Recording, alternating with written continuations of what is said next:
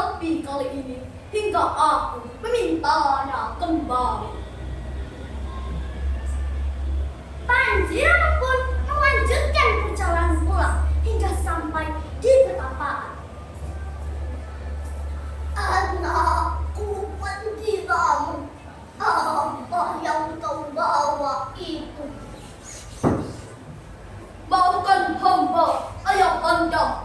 Hamba menemukannya di dekat istana Kadipaten Murawan. Indah sekali, bukan? Pandiramu itu pasti milik orang lain. Mengapa kau mengambil orang lain? Perbuatanmu lebih menyerupai lutung daripada manusia. Langit tiba-tiba gelap dan petir menyambar dengan cahaya mengilaukan. Seketika tubuh Panji perlahan berubah menjadi seekor lutung. Teman-teman, bagaimana perasaan kalian kalau tiba-tiba berubah seperti itu? Pasti sedih. Begitu pun Begawan Singwacana, dia sangat bersedih.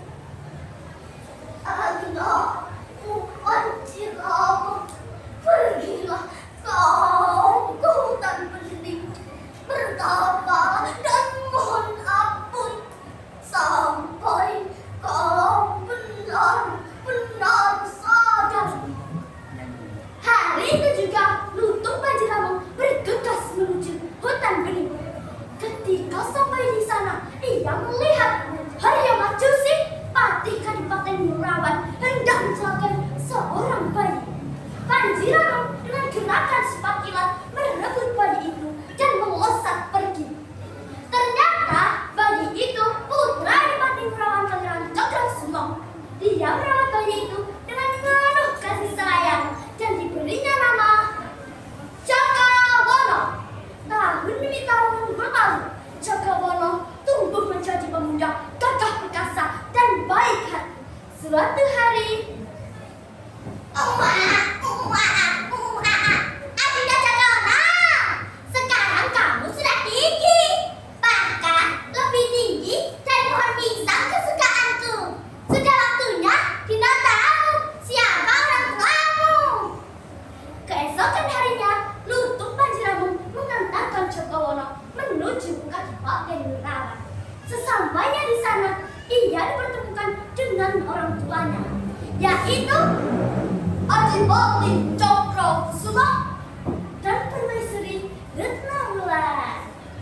Setelah pertemuan mengharukan itu, lutung Panjiramu berpamitan kembali ke hutan bening.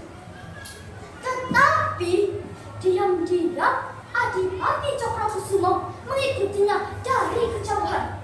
Ketika Adipati Cakrasuma sedang berjalan sendirian, Jalil dan Jalil datang menghadap.